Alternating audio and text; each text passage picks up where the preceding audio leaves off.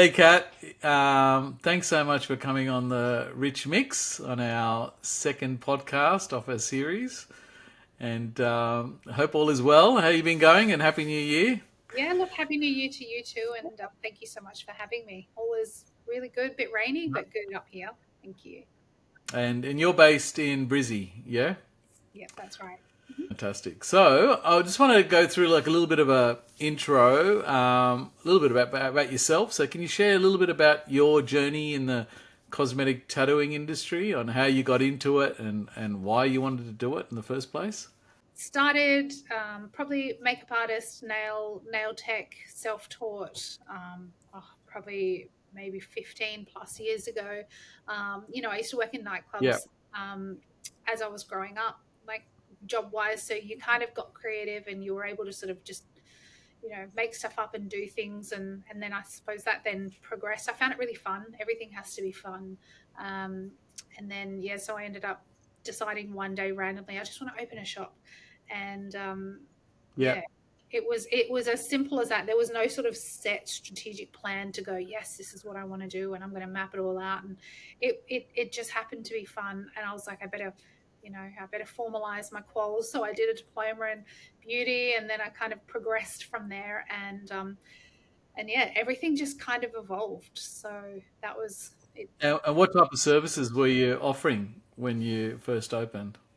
When I first opened, so it was basic beauty. So obviously nails, beauty, massage, Yeah. spray tans, all of those sorts of things, brow wax and tints, Yeah. that kind of stuff. And Yeah. then obviously, And that was in Brisbane? In yeah, my first salon, gosh, it was like 105 square meters, like 5 treatment rooms. Like I went big straight up. I Wow, had no massive. idea what I was Yeah, doing. yeah, Um, but I actually ended up building a big Playtech kids play center in the other half of it, and hired like a kid looker after, or whatever they're called, a daycare worker. So everything that I do is just a little bit different. but that's cool because then the mums could come, bring their kids. The kids would get looked after while they're getting some treatments for the day, and they'll spend more money because they've got more time. And that's it. And the whole idea is, yeah, you just disconnect and you can have a little bit of time for yourself. But yeah. Yeah, no. And so then, what inspired you then to get into the cosmetic tattooing? I suppose fast forward, I tend to do lots of different things all at the same time. So between having salons, and then obviously we incorporated hair and beauty, so that was sort of a bit of a hair and beauty collective, and built a couple more. So multiple salons across multiple locations with teams and things like that. Um, Yeah, the tattooing side came a lot further down the track. Like I'd worked between corporate and clinics. I was working as a journo. I worked as I've worked at the universities. I've got a couple of degrees and stuff. So I do some serious stuff on the yeah, other side. HR and all that kind of stuff. yeah, And then being able to sort of incorporate those skills and then apply them to clinic, or obviously different sort of industry related things. So um, everything's an evolution, but at the end of the day, for me, yeah. if it's not fun, I just don't do it. I get too bored, and then I want to do something else. And so it was an easy transition because you're already a beauty therapist. You understand a lot of the main fundamentals and all that kind of stuff. So it was more about just leveling up your skills and yeah, be able to offer a different service with a more high value ticket I kind of think offers. Yeah. Yeah, and I think too, like for me, I was working at the university. It was really serious. I was teaching, and we were doing sort of advisory stuff at the uni. And then I got Yeah. pregnant with my son. So when it came time to obviously have him, I needed the flexibility of that work-life balance, and I knew that obviously, returning to the uni, I wasn't going to be able to get that. Well, not to the extent that I Yeah. needed it. And I'd also I'd sort of thought about tattooing. It had been obviously something that I'd seen, and I was like, oh, that looks really cool. When did you actually make that decision to start cosmetic tattooing? Okay, so decision, I suppose, came about. Like I'd seen it. I had seen it. There was a few of my friends that were sort of doing that, and I guess I looked into it and I sort of thought, oh, look, I was pregnant with my son, um, and I was sort of looking for something. I knew that if I went back into clinic work, then obviously I'd have a lot more flexibility. And so, and I suppose one of the good things, like obviously looking into it, I knew that it would take time, and like most practical skills, you've really got to, have those sort of fine motor skills, but I suppose at the same time I had the flexibility at that stage where I was able to not have to work. So I didn't have that massive amount of pressure that I had to learn the skill, I had to go and get good at the skill, and then obviously run a business at the same time. So I feel like that was probably one of the things that attracted me to it. But like I guess in the past, yeah, in the past I was, because I worked as an embalmer and we were doing this sort of repatriation job where we're putting this lady back together after an autopsy, and she was like so beautiful. And I remember thinking, wow, your face looks so nice. You kind of, you're deceased, unfortunately. And she just looked so fresh and beautiful. And I thought, what a waste. So that was, I suppose, that was the first time I looked at it and thought, the work or the level of sort of detail in her face. Yeah, I just felt that was a waste. And if I was able to do something like that, at least it was on living people where they could actually appreciate it. So yeah, I kind of And that was you were doing makeup on them, putting. no, no, no. At that stage at the mortuary, we're doing embalming. So basically, it's like yeah, putting people back together after autopsies, and that was fun. But so I guess the things that you kind of, that attention to detail, I suppose it comes in many forms, right? Yeah, no, definitely. And that I think that embalming smell is pretty strong because I remember years ago when I did my apprenticeship, I did it at New South Wales Uni, and our workshop was Yeah, under the biomedical building, and yeah, right there they had a morgue. yeah, And every time I'd walk past the morgue, yeah, there was the morgue attendant. He looked like a morgue attendant. He just had looked at you with open eyes, never blinked.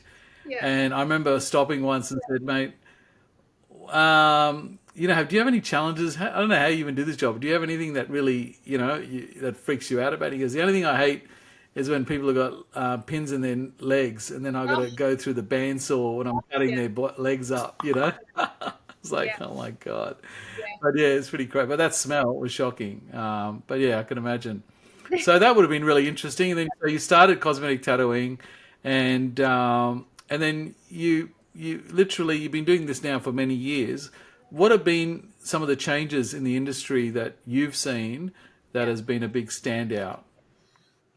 I think like over the time, I suppose it I think obviously COVID was obviously a game Yeah, changer in terms of education and delivery of content and information, and that sort of real I suppose that connectivity of the industry. So you saw the exploding of onlines, on forums, on in like face to face, but on online education. I think that was probably the biggest thing. So I suppose that really yeah, shifted um, that paragon in terms of that.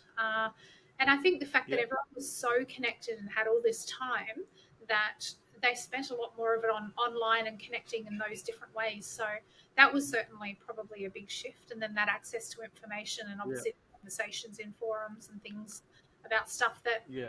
I suppose was not, or was safeguarded, or wasn't necessarily spoken about as much, and until that kind of happened. So that was probably number one. Yeah. uh, Yeah, and yeah, I would say that would probably be the biggest in terms of the way that the people biggest one. connected. And even then, like since then, that's when we had the massive technology swing with Yes, regards to online training from COVID. So then a lot of people use that time to create more online content. So then more workshops are coming up online, and if you know it, the more cosmetic tattooists are popping up, and with bugger all training, and then now they're becoming trainers, and yeah, so it's been a massive explosion in the industry. But there's still the rock solid people that have been doing it for years have got loyal clientele, and they're building their clientele from their work, because their work speaks for themselves. So, yeah. oh, that's fantastic. And so, how do you stay ahead of the trends in such like a dynamic field like cosmetic tattooing? I suppose like I I probably do things in a roundabout backward upside down way, but I mean for me I really don't do a lot of social media. I don't follow what people are doing. So in a sense that I if I'm interested in something, or if there's an appeal of something, it's usually got sort of like an educational context or an underpinning as to why I want to understand it. So I stay across a lot of the forums, and I just sort of watch a lot. I don't necessarily contribute that much anymore. And it's not for any other reason other than, just I suppose time. Um, but in terms of staying ahead, I love all aspects of business, and I think, when it comes to sort of tattooing or even running a tattooing business, or evolving within an industry, one, you have to stay across all the different facets that impact that industry, but then there's also the external sort of ripples, I suppose, that then contribute to those factors. And so from a business perspective, business and strategy and governance and all that sort of stuff, which is kind of where I suppose my passion really sits. That's the stuff that's sort of political, or that geopolitical environment, that it just opens up so many different avenues to be able to then cross that across into permanent makeup, and then you can really sort of explore those areas. For me, that would probably be where I feel my progression would come. So, yeah, not necessarily and hands on, but bigger, wider, help other people side of things. Yeah. And you obviously specialize in corrections is your thing, your jam. So that's where you're really well known for. So there can be a lot of challenges to that, and fixing other people's work. Yes. Without mentioning any names or anything like that. Well, people are recommend their own clients to you. Yes. So which is awesome. Where you've got other people, other cosmetic tattooists recommending you to help them out. Which I think is really good. On that basis too, on that recommendation, I think it's really it's such a valuable, I suppose, situation where people, they do feel safe enough to reach out and feel like they can actually, ask for assistance and not be judged, or have that sort of ability to connect and, leverage off that connection to sort of say, oh, look, I'm stuck, or anything like that. And then we're actually able to then sort of assist and, transition through those sorts of things. Corrections are hard, and client management is hard, and all those things are all hard. Yeah, no, that's fantastic. Now, and I understand something exciting. Like you've won numerous awards, and so tell me about that first award you won. I think every single time you go in for an award, or at least you even put together a submission for an awards, it's always scary, because you're really vulnerable. You're putting yourself out there, and a lot of the types of awards that I've entered, I try to make sure that I can, stay diverse in terms of not applying for the same awards all the time. I really, I loved the concept that it was open merit. It was judged by, multiple different, industry professionals and things like that. So the first one probably 2017, and yeah, that was I suppose it was just it was a big warm hug, in a sense that you think, oh gosh, you you are by yourself a lot of the time. So to have that recognition, have that acknowledgement is huge. Um, but yeah, scary all at the same time, because, like I said, you're putting yourself out there. And And then recently last year got an awesome award as well. yeah, Tell us about that one. uh, yeah, I decided, because I pretty much sit in a room with no windows and draw on people or fix stuff up. It was about time that I put myself out there again. I'd spent the last however many years on committees or part of associations and things, so obviously that means that you can't, enter into anything like that. But I also think you're only as good as the work that you're putting out, and in terms of being able to stay current, you also need to just benchmark yourself a little bit. So I suppose that was a motive, by going into, and I think last year was like the ABACTA, or the Australian Beauty. I don't remember the acronym, that one. Anyway, but we went in, and yeah, I was very, um, I suppose, I'm not going to say lucky, because there's no luck in it, but I come out okay. Um, so I took home about 3 awards, which was, yeah, amazing. So, but it just reaffirms that from a consistency perspective, that you're kind of on the same track, and you're doing okay. So, So with the awards that you've won, what do these awards mean to you personally and professionally? How have they helped you? Have they awards been just more of a recognition of the hard work you've done? I think it's really, it is actually a combination of all of the above. I think, for me, it's about staying valid. It's about, consistently measuring the standard of work that I'm doing and putting out. I also think it's good to, you can achieve things in the past and you can continue to sort of write off those achievements. And while I think that's really, really good that, you get the runs on the boards, um, I think it's important to stay current, and that sort of obviously goes hand in hand with education and things. So for me, I didn't want to just sort of have a go at one award and get lucky. I kind of wanted to continue to try and maintain that sort of level of excellence and that standard of consistency, which for me is very important. But I wanted to be able to apply for awards or enter awards, or if I'm going to apply for Australian Tattooist of the Year or something like that in a big field and a competitive field, I wanted to make sure that I could benchmark as best that I could, and then obviously you get eyes on your work, and you're judged based on quite a sort of an extensive criteria. So I think that it's about staying consistent, and that's 3 out of 3 is not too bad. So I'm happy with that period of years. So yeah, I must be doing something. Yeah, when you see that trophy, you're like, oh, this is nice. Shine it up all the time and get the Mr. Sheen out. But no, that's fantastic. It's an awesome achievement. You know, you got to be proud of yourself.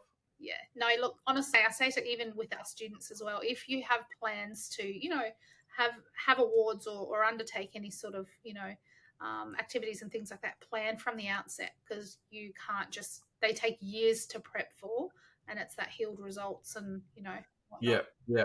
So lots of planning. Yeah, no, definitely. So you've been a guest speaker at various events, which I've seen online.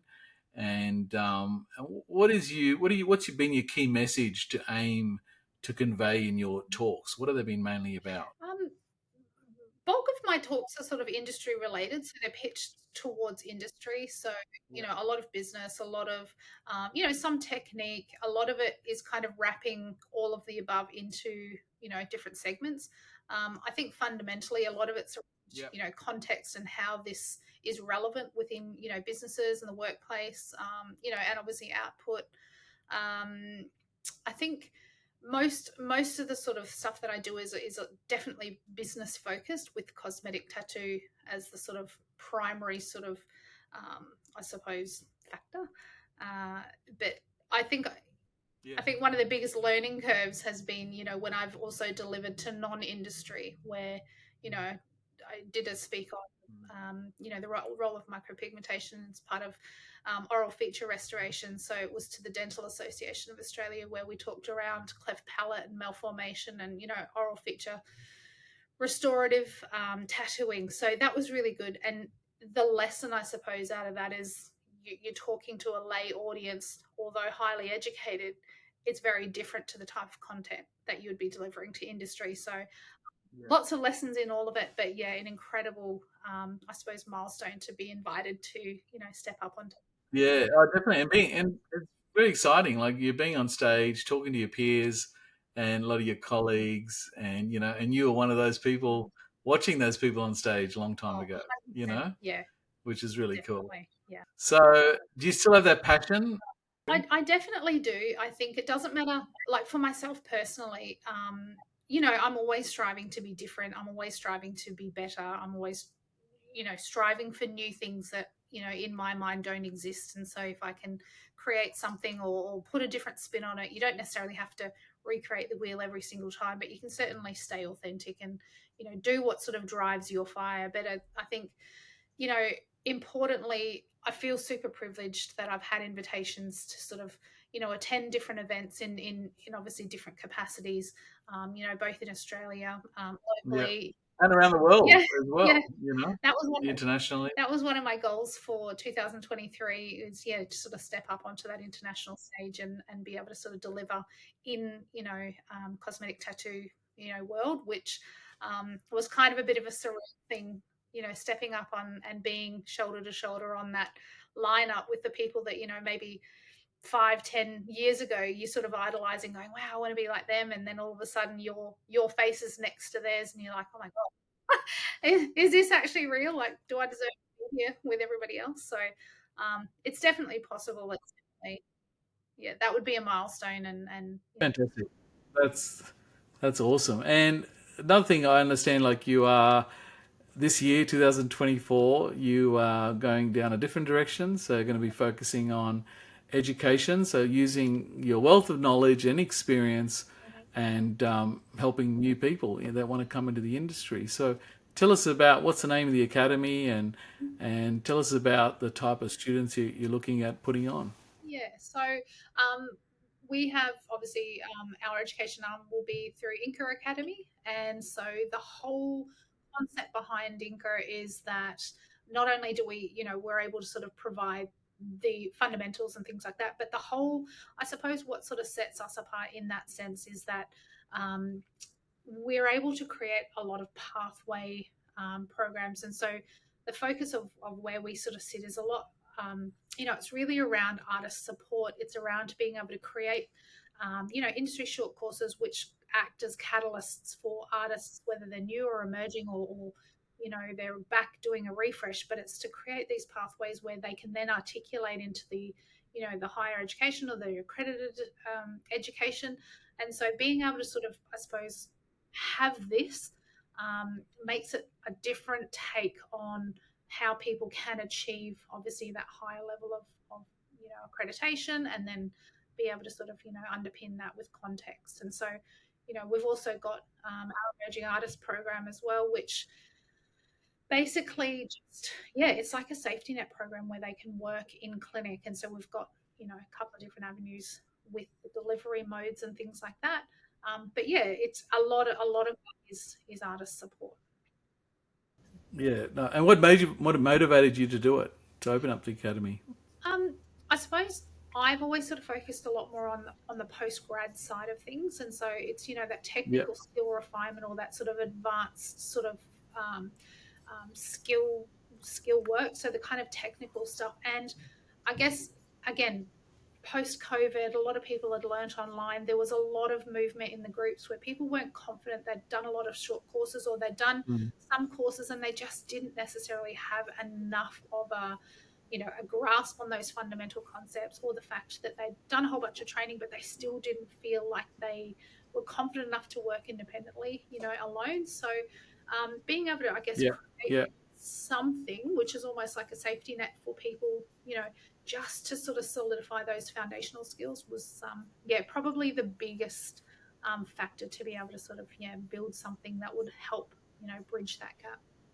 And so, like, what skills do you think a lot of these learners or students need to really excel in the to succeed in this industry? I know obviously the technical skills, Mm. but they need obviously other skills, and I think Definitely. obviously the customer relationship skills. There's so much they need to be all rounded in to really to make it to work in this industry. Yeah. And you did right. I mean, like, there's so many factors. So it's not just a matter of, hey, I can tattoo your eyebrows. It's about, managing a business, managing your finances, having those core business fundamentals, in addition to, how do you manage, how do you manage client expectations if you've never done this? And a lot of the time, there's a lot of scenarios where, unless you've been in the industry and you've learnt those little bits of knocks along the way, or how do you navigate things that you've never even come across in the first instance? So you don't know what you don't know.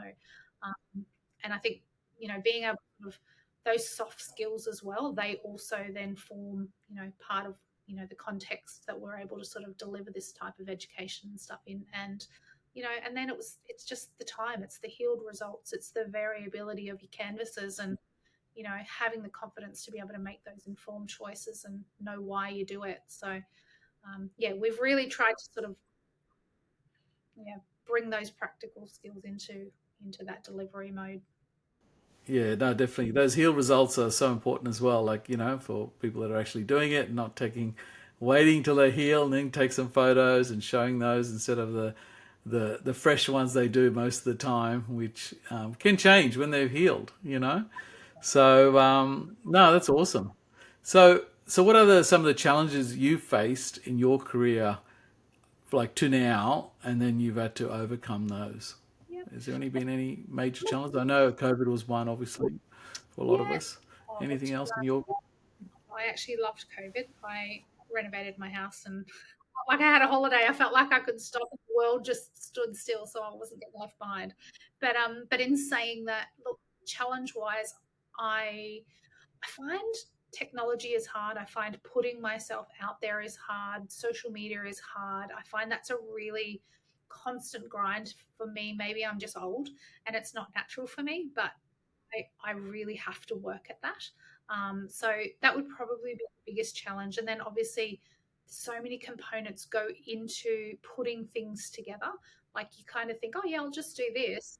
And there's 550 components that go to making it up. And then you're worrying about, have I done enough? Have I forgotten something? Is there something that I could have done better? That's a massive challenge as well. I find that, yeah, just complexity of trying to do simple tasks. Um, a challenge. Oh, that's awesome. And now, looking back at your career, what are you most proud of?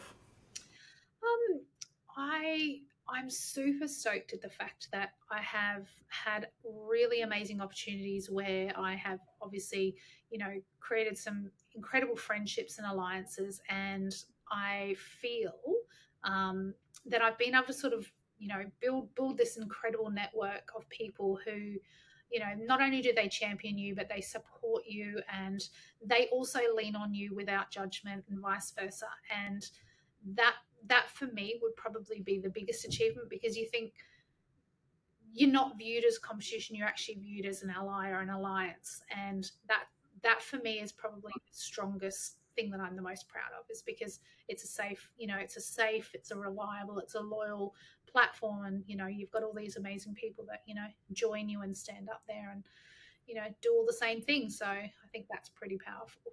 That's fantastic. No, that's awesome. And one other question I want to ask you is, if you could take a piece of advice to your younger self when you were starting out, what advice would that be?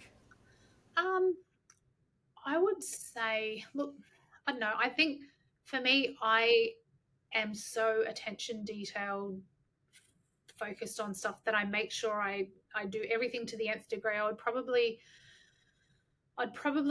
like, I don't know. I'm trying to think of something that I would look. I probably wouldn't change anything on myself, but I would say if anybody that's new is coming in, don't take shortcuts. Invest in people whose work you absolutely love. Invest in the proper stuff up front. Don't cut corners, because corners will always, they'll always come back to bite you around the corner. And yeah, keep your integrity intact, and yeah, do the right thing. And and one of the big things I think is you'd rather spend more money Mm, as a learner, and it doesn't matter what it is, and yes, working with someone that's the best in what they do. So you yes, spend more money, but you're working with someone that's got the experience and the credibility, and then focusing on, oh, this is cheap, I'll just do this, because the outcome, you end up redoing things again or getting retrained again. And I see this so many times. So focus on the best, mm, talk to the best. And that's the only way you're going to learn. And yeah, so I think that's really important. So yeah, looking at for our listeners, mhm. and what if you for like anyone aspiring to be a cosmetic tattooist, what steps should they take to get into it? Um, well, I would definitely say find an artist who you resonate with, find an artist who is out there and doing things, someone that's in alliance with where you would like to be. I mean, even now, Yeah, like for yeah, me, I look at it and go, right, what are people doing that I wish to be able to do into the future? And I go and, put myself in front of those people. And most people that are out there doing stuff will absolutely love the fact that you've got somebody that's enthusiastic and willing and hungry to be able to succeed. And so I mean, I'm that person that, hey, I'll wash your car for free, I'll do this, I'll do that, whatever the case is. I don't care what yeah, it yeah. looks like. Get and do it and get in front of those people, because if they've already been out there and they're doing it, they're going to shortcut a million knocks in the road that you would otherwise have to just Yeah. find yourself, if you've got somebody that can gently guide you, or at least maintain that level of energy so that you can maintain that, yourself. And then you continue to be inspired, and then they challenge you and think big. Like, Don't don't ever just, don't give your ideas to someone that will tell you, oh, this is not good or this is not bad or whatever the case is. You stay true to what you want to do, and yeah, push hard and go hard on that. Now, a little birdie told me you're going to be having an event later in the year in Bali. It's going to be like a PMU retreat. Mhm. So tell me a little about that. Yeah, of course. So one of the, I suppose we touched a little bit briefly just on with respect to artist support, and that's probably one of the Hmm. most exciting projects that we've got with Inca is that we've got our Inca Island retreat. So we've got the series of retreats across Bali, Vanuatu, and Fiji, and so they are really Yeah, designed to have this wonderful fusion of professional development. We've got some business elements in there. We've got relaxation and sort of spa side of things, so people can sort of meet people from all over the world and really sort of create that support network and base. And then obviously we've got some incredible artists as well that will be coming in, and there's technique, and there's unprecedented access to really strong artists that have this wealth of information. So we've kind of tried to get that and then meld that into these incredible programs over a 7-day period. And I think the biggest no, thing for us awesome. is that, yeah, that they're budget focused, and so Yeah, maximum value for money. And then it's not there's something that is achievable for your sort of early career yeah, artists, newer artists, or obviously those that are looking to be able to come and refresh as well. So lots in store, yeah. but And how many people are you expecting for that yep. event? Um, I believe we've placed it at 20. So the way that the sort of Yeah, program that's a great is number. structured, yeah, so it's structured in a way that you really do have a lot of information to fit into that whole time. But we've tried to Hmm. sort of structure it in a way that, yeah, you've got that maximum rest, rejuve, plus obviously that recalibration through your business, and there's going to have some really good tangible outcomes Yeah. at the end of that as well. So Wow. mm, Is you feel like technology has made a big impact in what you do? yeah. Do you feel like there's new technology that's helping you, and obviously better products Yes. and machines and that kind of Yeah, thing? all of the above, Rich. I mean, you have a look at the Yeah. resources, you have a look at the impact, and how AI is changing. I think the Mm. plethora of different tools, the interactive learning, the ability to sort of connect with people on so many different levels, even the ability to create different learning environments and how they obviously, deliver information, and then how people can metabolize that information. In addition, they can kind of Yeah. they have those real hybrid learning environments. All of that, I think, is absolutely paramount to sort of carving out that new way of learning. Um, yeah, definitely huge Yeah. No, fantastic. on that front. It's exciting. Yeah. No, awesome. And when you're not tattooing, what are you doing with yourself? Relaxing. Oh, Turn the phone off. well, yeah, Turn everything off and chill. phone down. Yeah. Look, I absolutely love traveling. I love photography. Horse riding, those kinds of fun things, house developing and renovating. All the random stuff that sounds good on Yeah. paper, but I actually super super love it. If you ever look at my Instagram home story, it's like Um, renovations or horse riding. So, or obviously travel too. Mate, that's me.